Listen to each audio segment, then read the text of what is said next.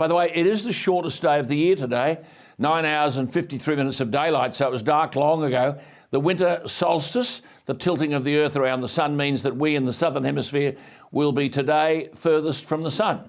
The longest day will be December 22, with 14 hours and 22 minutes of daylight. Look, on another matter, there have been significant changes in recent times to Australia's sedition laws. Sedition was previously defined as conduct that tends towards rebellion against the established order. It includes subversion of the Constitution, or incitement of discontent towards established authority. In 2011, under Julia Gillard's administration, the sedition clauses were repealed and replaced with urging violence.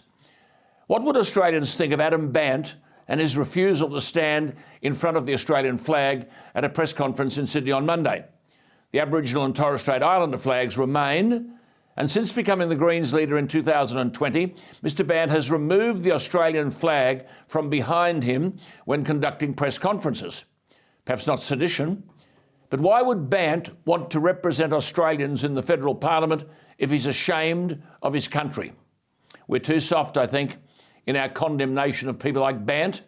Bandt is simply a taxpayer-funded fool.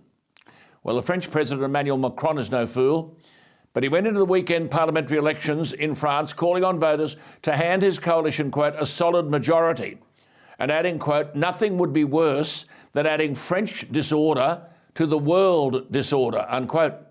He went to the people with an ambitious program of tax cuts, welfare reform, and raising the retirement age.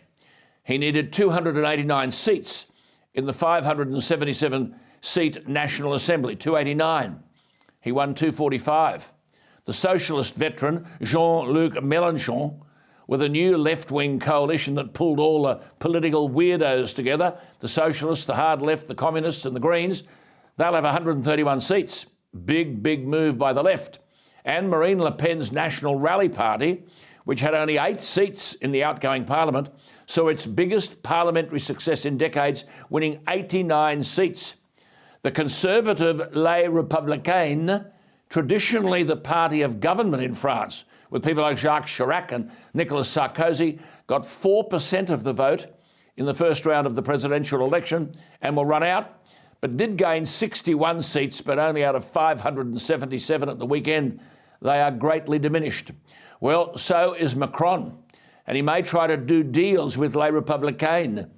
There is a massive realignment in French politics. Could it be happening here?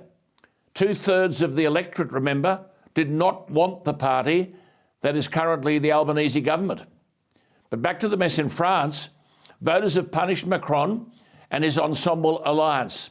At best, he will be presiding over a minority government that will have to enter into negotiations with opponents bill by bill.